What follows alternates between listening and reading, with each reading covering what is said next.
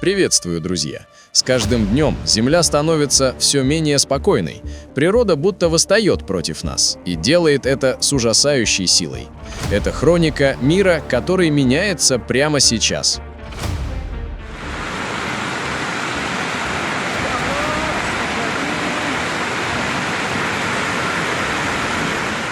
Серия продолжительных и интенсивных дождей в горных районах провинции Западная Ява в Индонезии привела к резкому повышению уровня воды в местных реках, спровоцировав внезапное и разрушительное наводнение.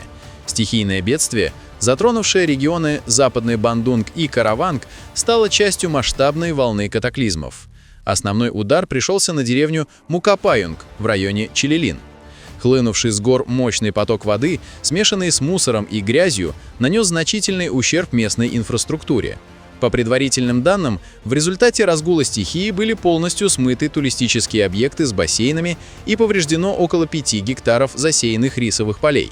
Местные фермеры сообщают об огромных экономических потерях. Из прудов и рыбоводческих хозяйств унесены или погибли десятки тонн рыбы. Ситуация в Мукапаюнге осложняется оползнями, которые перекрыли несколько ключевых дорог, затруднив оказание помощи и транспортное сообщение. Одновременно с этим наводнение затронуло и соседний регион Караванг. Затопленные дороги привели к серьезным нарушениям транспортного сообщения и логистики. Эти события на Западной Яве происходят на фоне серии масштабных стихийных бедствий в Юго-Восточной Азии, которые затронули миллионы людей и привели к сотням жертв в начале декабря 2025 года. Национальные службы экстренного реагирования мобилизованы для ликвидации последствий и оказания помощи пострадавшим.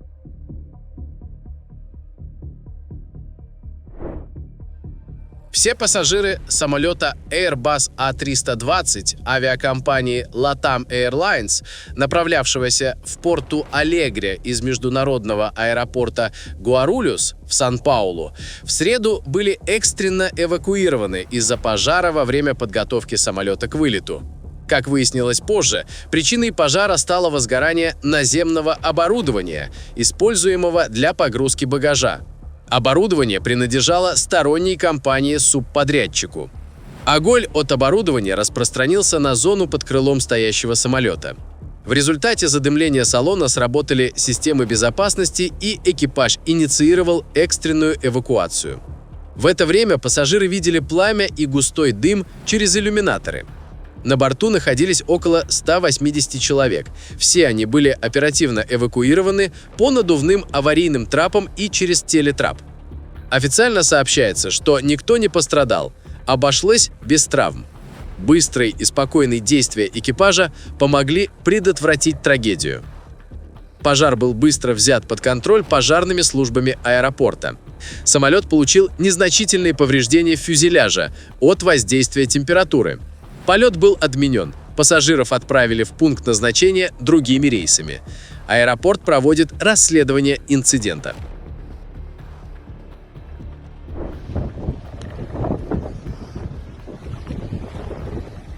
Мощный охотоморский циклон, бушевавший в последние дни на Камчатке, вызвал сильные осадки, штормовой ветер и последующее наводнение в северных селах. Основной причиной стал перелив песчаных кос из-за штормовых волн и сильного ветра. Кроме того, резкое потепление и таяние снега усугубили ситуацию. Серьезно пострадали села Ивашка, Кострома, Тымлат, Ильпирская, Вывинка, Корф, Апука, Карага. Самая тяжелая ситуация сложилась в селе Ивашка. Из-за подтопления котельной и падения опоры ЛЭП село осталось без света и тепла. Также полностью пропала связь. Во всех селах дороги и дворы оказались подтоплены. Из-за последующего понижения температуры все это схватилось льдом. Жители также сообщали о массовых ДТП и перебоях с электричеством в других районах полуострова. Экстренные службы были переведены в режим повышенной готовности. Власти и рекомендовали предприятиям перейти на дистанционный режим работы.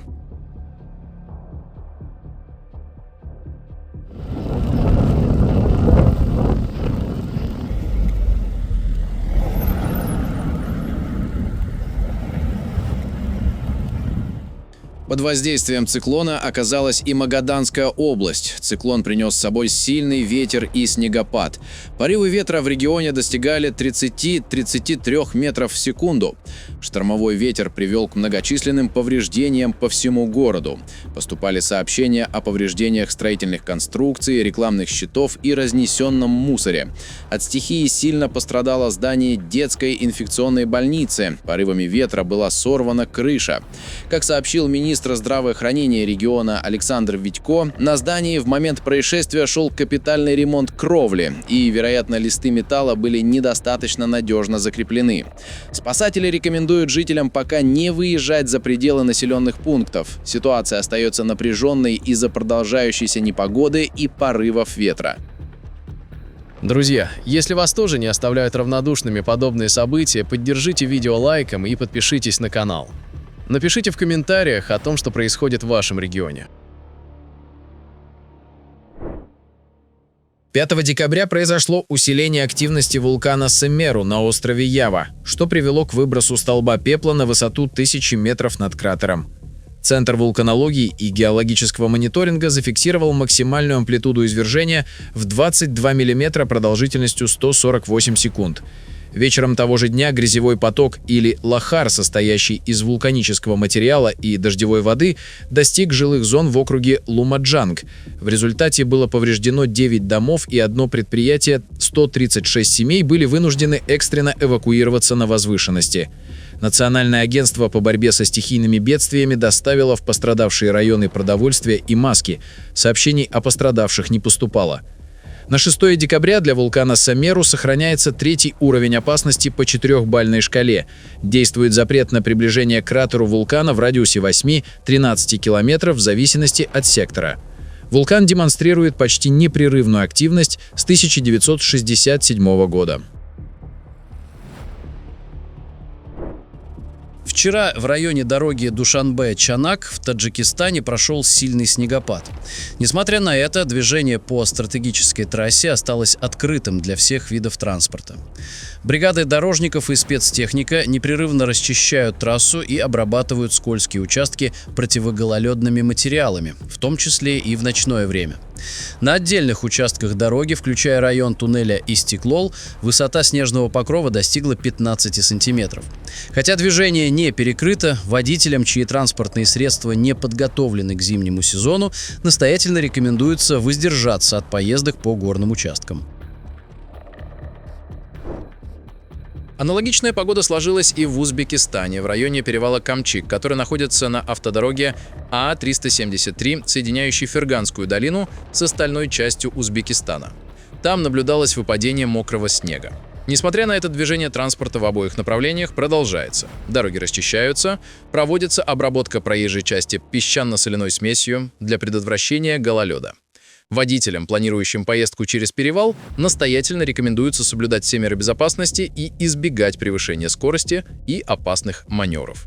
Узгидромет также предупреждает о риске исхода лавин в предгорных и горных районах Узбекистана с 6 по 9 декабря из-за ожидаемых осадков и перепадов температур. Вчера вечером над прибрежным городом Нарсапуром в индийском округе Западной Годавари пронесся редкий для Индии торнадо. По данным Индийского метеорологического департамента, он сформировался над дельтой реки Годавари, примерно в 2-3 километрах от Нарсапурома, и прошел по суше около 1 километра, прежде чем рассеяться. Предварительно вихрь оценивается как EF0 и F1 по шкале Фуджиты со скоростью ветра 80-120 км в час. В результате прохождения повреждены крыши 20-30 домов в прибрежных кварталах, а также баннеры и вывески на рынке. Около 10 человек получили ушибы от обломков, о жертвах не сообщается. Явление произошло на фоне остаточных ливней от ослабленного циклона Дитва. Хотя сам циклон ослаб и не нанес значительного ущерба непосредственно побережью возле Нарсапурома, он создал нестабильные атмосферные условия, которые способствовали формированию этого локального и редкого для региона торнадо.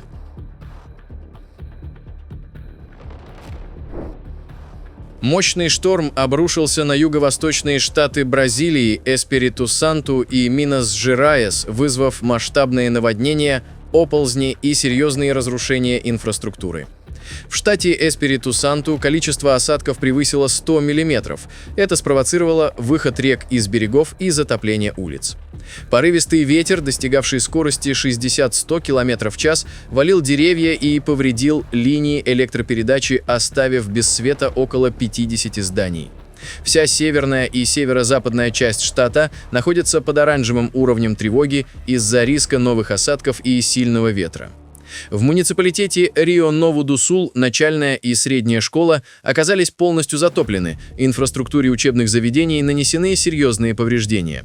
В Муке, расположенном на юге штата, прорвало плотину, в результате чего было полностью отключено водоснабжение. В Бара-де-Сан-Франциско зафиксирован трагический случай гибели более 20 быков от удара молнии. Сложная ситуация наблюдается и в соседнем штате Минас-Джерайс.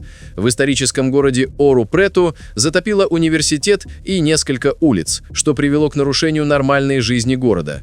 Местные власти и службы экстренной помощи занимаются ликвидацией последствий стихии. В результате наводнений и связанных с ними инцидентов 11 человек были вынуждены покинуть свои дома. По последним данным, штормы на юго-востоке Бразилии за последние дни привели к гибели по меньшей мере 25 человек в штатах Эспириту-Санту и Рио-де-Жанейро.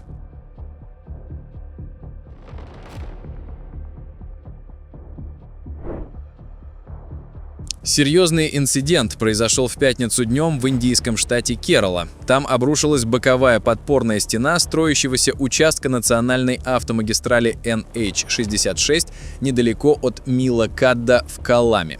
В результате инцидента несколько транспортных средств, двигавшихся по дороге, включая школьный автобус с 24 учениками, оказались заблокированы внезапно образовавшимися глубокими провалами.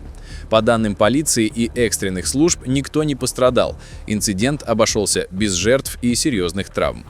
Местные жители, которые ранее неоднократно предупреждали власти и строителей о недостатках конструкции и уязвимости данного участка к подтоплениям, выразили свое возмущение. По их словам, причиной обрушения стало нарушение технологии строительства и неспособность фундамента выдержать вес высокой тяжелой подпорной стены, расположенной в зоне бывших рисовых полей. В настоящее время движение транспорта на данном участке полностью перекрыто. Министр общественных работ штата Керала распорядился начать немедленное расследование причин обрушения. Движение будет восстановлено только после завершения работ по устранению повреждений и оценки безопасности оставшейся конструкции. Шторм Байрон, обрушившийся на Грецию, вызвал экстремальные погодные условия. В зоне его влияния оказались ключевые регионы, такие как столичный округ Аттика, Южный и Восточный Пелопоннес, а также Ионические и Эгейские острова, в частности Закинф и Родос. Шторм сопровождался рекордным количеством осадков. В районе Вличиады было зафиксировано 71,4 мм дождя, а за весь период шторма суммарный уровень осадков достиг 245 мм. Значительное количество осадков наблюдалось также в Виллии, на острове Саламина и в Западной Аттике, а также на Пелопоннесе в районе Скала Лакония. Последствия стихии оказались значительными. В Аттике улицы и дороги ушли под воду, что привело к практически полной остановке транспортного движения. Экстренные службы получили сотни вызовов, пожарные и спасатели по всему региону проводили операции по эвакуации жителей из затопленных подвальных помещений и первых этажей домов. Помимо наводнений, Греция столкнулась с целой серией оползней и обвалов, перекрывших основные шоссе, что еще больше осложнило ситуацию в пострадавших районах. В ряде регионов, как на материковой части страны, так и на островах, власти приняли решение закрыть школы для обеспечения безопасности детей.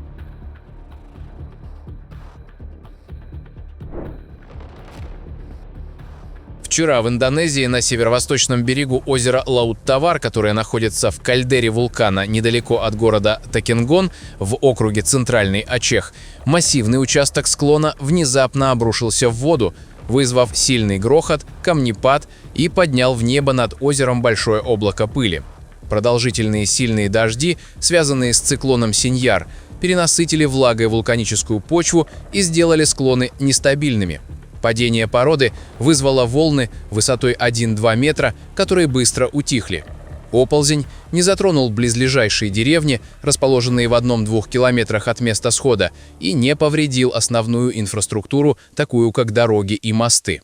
На фоне сложившейся после прохождения циклона катастрофической обстановки в регионе, власти призывают жителей избегать потенциально опасные места. Власти индонезийской провинции Северная Суматра объявили экстренное предупреждение после крупного оползня, который произошел в среду на территории строящейся гидроэлектростанции Сипулак в районе Кичаматан-Пакат. Огромные объемы грунта и камней обрушились в русло реки Аек-Сирахар, полностью перекрыв ее естественный сток. В результате инцидента выше по течению реки образовалось крупное водохранилище. За завалом на высоте около 70 метров идет накопление воды. Ситуация остается крайне напряженной. Растущее давление воды на естественную дамбу из обрушившихся масс в сочетании с продолжающимися сильными дождями может спровоцировать внезапный прорыв завала. Это, в свою очередь, приведет к катастрофическим внезапным наводнениям ниже по течению в населенных пунктах Барус-Андам-Деве и вдоль всего русла реки. Проводится оповещение и временная эвакуация жителей из потенциально опасных районов. Ситуация находится под пристальным контролем экстренных служб, которые внимательно следят за уровнем воды и состоянием завала. Серия сильных дождей и града, обрушившихся на регион Западный Рант в ЮАР в течение последней недели, привела к серьезным повреждениям дорожной инфраструктуры. В пятницу было обнаружено образование 3 новых крупных провалов вдоль региональной дороги Р-500, расположенной за пределами города Карлтон-Виль, на участке маршрута, соединяющего Карлтон-Виль и Вентерсдорп. Местный муниципалитет Мерафонг, в юрисдикцию которого входят города Карлтон-Виль, Фоучвиль и Ведела, оперативно перекрыл движение транспорта в целях предотвращения происшествий. Водителям, следующим в Карлтон-Виль, настоятельно рекомендуется использовать альтернативные объездные маршруты, в частности, национальное шоссе Н-14. На пострадавшем участке проводится оценка ущерба и ведется разработка плана ремонтных работ.